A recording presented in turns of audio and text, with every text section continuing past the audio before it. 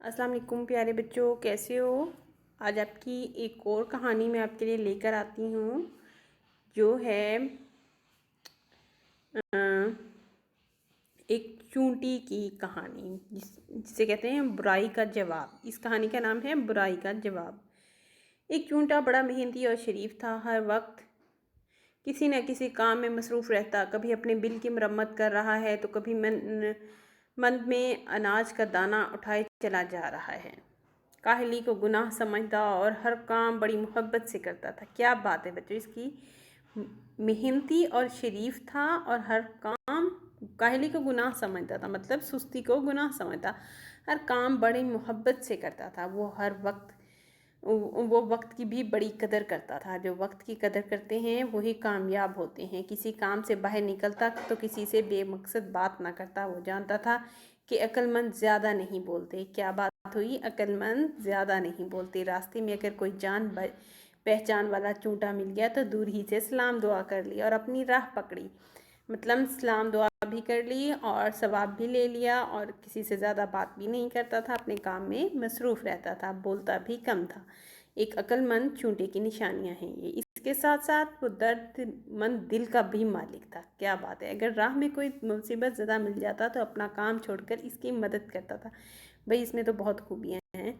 वो अपने बड़ों की इज्जत करता और छोटों से भी शफ़क़त से पेश आता था। अच्छा जी, इस चूंटे के बिल के करीब ही गंदे पानी का एक जोहड़ था। शरीर और गंदे बच्चे घंटों इस मैले कुचैले पानी में नहाते रहते थे। गंदे पानी में बहुत से जरासीम होते हैं जो इनकी खाल में चिपक कर फोड़े फंसी पैदा कर देते हैं। इन बच्चों के अलावा बहुत सी भैंसें भी सारा दिन पानी में बैठी रहती थी। चूंटा बड़ा परेशान था। भैंसें सारा दिन फिरती रहती थी। चूंटे को खतरा था कि कहीं वो या इसका कोई बच्चा भैंसों के पांव तले ना कुचल जाए। अब वो ज़्यादातर घर में ही रहता था। अगर कभी किसी ज़रूरी काम से बाहर जाता भी था तो अपने बीवी बच्चों को सख्ती से कह जाता कि वो बाहर ना निकलें। एक दिन चूंटा बहुत थका हुआ था, इसलिए दोपहर का खाना खाकर कुछ देर लेट गया। बेचारे को सोए सोए ज़्यादा देर नहीं हुई थी कि अचानक किसी ने इसे झंझोड़ दिया। वो चौंक कर उठा, देखा इसकी बीवी चूंटी खड़ी है, जो वो बहुत घबराई हुई थी। चूंटे ने जब इसकी तरफ देखा तो बोली, आप मज़े से सो रहे हैं और घर में पानी भरा जा रहा है। हैं ये क्या, कहाँ पानी पानी कहाँ से आ रहा है। चूंटा बोला, मैं क्या जानूँ कहाँ से आ रहा है। आप बाहर जाकर देखें और इस पानी को किस तरह बंद करें। किसी तरह से बंद करें, वरना हमारा मेहनत से जमा हुआ किया हुआ गल्ला सारा ज़ाया हो जाएगा। मतलब जो खुराक हमने रखी हुई है, इट विल बी वेस्ट। चूंटे ने कहा। चूंटा फ़ौरन बाहर की तरफ भागा। बाहर पहुंचा तो इसने देखा कि इसके बिल के करीब चूंटा फ़ौरन बाहर इसके बिल के करीब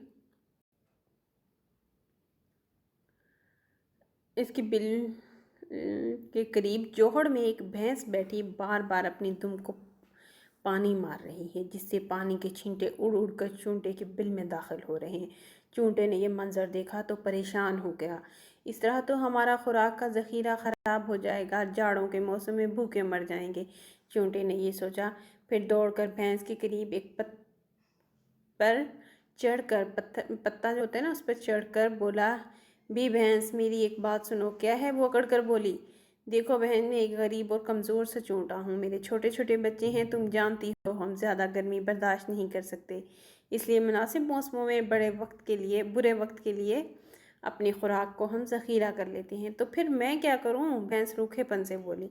अच्छी बहन, तुम बार बार अपनी दुम पानी में मार रही हो। वो अकड़ कर बोल रही है भैंस, और वो फिर भी इतने प्यार से उसे अच्छी बहन बुला रहा है। देखा है आपने, तुम बार बार अपनी दुम पानी में मार रही हो, इससे मेरे घर में पानी दाखिल हो रहा है और हमारी खुराक का ज़ख़ीरा तबाह हो रहा है।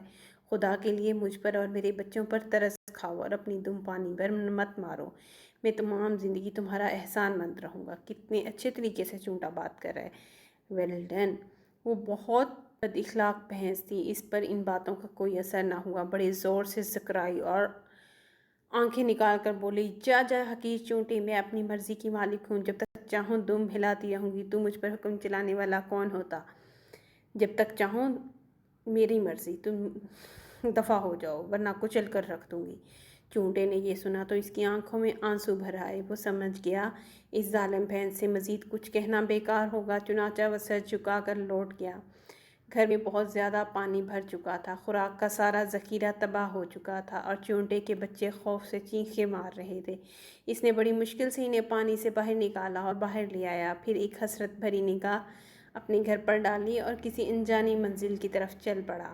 اب اس کے پاس نہ کھانے کو خوراک تھی اور نہ سر چھپانے کا ٹھکانہ تھا۔ وہ سخت پریشان تھا کہ کیا کرے کیا نہ کرے۔ چلتے چلتے وہ ایک ٹیلے کے پیچھے جا پہنچا۔ اس جگہ چونٹے کے بہت سے دوست رہتے تھے۔ انہیں جب سارا حال معلوم ہوا تو سب نے چونٹے سے کہا، پیارے بھائی، آپ ہمارے محسن ہیں، آپ نے ہر برے وقت پر ہماری مدد کی ہے۔ اب قدرت نے ہمیں موقع دیا ہے کہ ہم ان احسانوں کا بدلہ اتاریں۔ یہ کہہ کر بہت سے چونٹے مل کر ایک مکان کی تعمیر میں لگے۔ وہی کام جو چونٹا اکیلا کئی دنوں میں مکمل کرتا اب گھنٹے بھر میں ہو گیا تھا۔ ان سب نے چونٹے کے لیے بڑا سا مکان تیار کر دیا۔ مکان کے بعد غذا کا مسئلہ حل کرنے کے لیے سب چونٹے اپنے اپنے گھر سے تھوڑا تھوڑا اناج لے آئے اور وہ غلے کا ایک بڑا ڈھیر بن گیا۔ اس طرح مطلب ایک خوراک کا ایک ڈھیر لگ گیا وہاں پر۔ اس طرح چونٹے کے پاس اب ایک آرام دہ گھر اور ڈھیر سا خوراک تھی۔ اس نے سب کا شکریہ ادا کیا۔ ایک دن چونٹا کسی کام سے جوہڑ کی طرف جا رہا تھا۔ وہاں اس نے دیکھا کہ وہی بھینس پانی سے الگ کھڑی رو رہی تھی اور بار بار اپنے سر کو جھٹک رہی تھی جیسے وہ سخت تکلیف میں ہو۔ چونٹے نے اس تکلیف میں دیکھا تو بڑا ترس آیا۔ وہ آگے بڑھا اور بھینس سے خیریت دریافت کی۔ بھینس سخت شرمندہ تھی۔ وہ روتے ہوئے بولی، بھائی چونٹے، مجھے معاف کر دو، میں نے تم پر ظلم کیا تھا، اب اس کی سزا بھگت رہی ہوں۔ مگر تمہیں کیا تکلیف ہے؟ چونٹا بے چینی سے بولا۔ بھینس نے بتایا، میں صبح بھوسا کھا رہی تھی کہ ایک چھوٹا سا تنکا اڑ کر میری آنکھ میں چلا گیا، تب سے میری آنکھ میں تکلیف ہے، مجھے کبھی کسی پل چین نہیں آ رہا اور تنکا کسی طرح نکل بھی نہیں رہا ہے۔ میں تمہاری مدد کر سکتا ہوں۔ چونٹا بولا، تم اپنا سر زمین پر رکھو۔ بھینس نے جھٹ اپنا سر زمین پر رکھا۔ اب چونٹا اس پر چڑھ گیا اور آنکھ کے قریب جا کر تھوڑی دیر میں وہ تنکا باہر نکال دیا۔ تنکا نکلنے سے بھینس کو بے حد سکون ملا اور وہ احسان کے بوجھ تلے دب گئی۔ اس نے شکریہ ادا کیا اور بولی، میں نے تم پر ظلم کیا تھا، لیکن پھر بھی تم نے مجھ پر احسان کیا، آخر کیوں؟ دیکھو نا، آپ پھر بھی آپ کہتے ہو نا، کس نے میرے ساتھ برا کیا ہے تو میں بھی اس کے ساتھ، بھائی ہو یا آپ کوئی کلاس فیلو ہے یا آپ کا کوئی فرینڈ ہے یا کوئی نیبر میں آپ کا فرینڈ ہے جو آپ کے ساتھ کھیلتا ہے، تو آپ کہتے ہو کہ اس نے میرے ساتھ مجھے ٹوائے نہیں دیا تھا تو میں بھی ابھی سے ٹوائے نہیں دوں گا۔ نہیں، اب اس نے اس کے ساتھ برا کیا ہے تو اس نے پھر بھی اس کے ساتھ اچھا کیا۔ یہاں پہ آپ کے لیے ایک مورل لیسن ہے۔ اس نے شکریہ ادا کیا اور بولی، میں نے تم پر ظلم کیا، پھر بھی تم نے مجھ پر احسان کیا، آخر کیوں؟ چونٹا بولا، سنو بہن، تمہاری بدی کے جواب میں اگر میں بھی بدی کرتا تو میرے اور تمہارے درمیان کیا فرق رہ جاتا؟ اگر تمام لوگ بدی کا جواب بدی سے ہی دینے لگیں تو دنیا سے نیکی بالکل ہی مٹ جائے گی۔ پھر اگر تمہیں اس خوشی کا احساس ہو جائے کہ جو کسی کے ساتھ بھلائی کرنے سے ملتی ہے تو تم کو تمہارے سوال کا جواب خود ہی مل جائے گا۔ یہ سن کر بھینس نے وعدہ کیا کہ اب میں کسی کو نہیں ستاؤں گی اور سب کے ساتھ نیکی سے پیش آؤں گی۔ مطلب یہ کہ اگر کوئی آپ کے ساتھ برائی کر رہا ہے اور آپ اس کے ساتھ نیکی کر رہے ہو تو آپ کو جتنی خوشی ملتی ہے تو پھر آپ کے پاس کسی سے سوال کرنے کی گنجائش ہی نہیں رہے گی کہ آپ نے میرے ساتھ برا کیا اور میں نے آپ کے ساتھ برا کیا اور آپ نے میرے ساتھ اچھا کیا، آخر کیوں؟ کیونکہ آپ کو جب آپ کسی کی ہیلپ کرتے ہو تو آپ کو بہت زیادہ خوشی محسوس ہوتی ہے، ٹھیک ہے؟ آپ فیل کرتے ہو کہ میں نے اس کی مدد کی ہے تو مجھے بہت زیادہ جو ہے اللہ نے اس کا ثواب دیا ہوگا اور آپ کو اسی چیز میں آپ فخر محسوس کرتے ہو، ٹھیک ہے بچوں؟ آئندہ جب بھی کوئی آپ کے ساتھ برائی کرے، کوئی بچہ، کوئی فرینڈ، کوئی کلاس فیلو یا کوئی بھی جو نیبر میں ہے یا کوئی کزن بھی ہوتا ہے، تو آپ نے اس کے ساتھ برا نہیں کرنا، بلکہ اگر اس نے آپ کو اپنا ٹوائے نہیں دیا، اس نے آپ کو اپنی چیز شیئر نہیں کی تو آپ نے فوراً سے اپنی چیز اس کے ساتھ شیئر کرنی ہے۔ اس سے کیا ہوگا، وہ نیکسٹ ٹائم آپ کے ساتھ اپنی ہر چیز شیئر کرے گا۔ وہ سوچے گا، اسے شرمندگی ہوگی کہ میں نے تو اسے نہیں دی تھی لیکن اس نے تو مجھے دے دی۔ اسی طرح سے کچھ بھی ہو، اگر وہ آپ کی مما کو شکایت لگاتا ہے یا ٹیچر کو شکایت لگاتا ہے تو آپ نے نہیں لگانی۔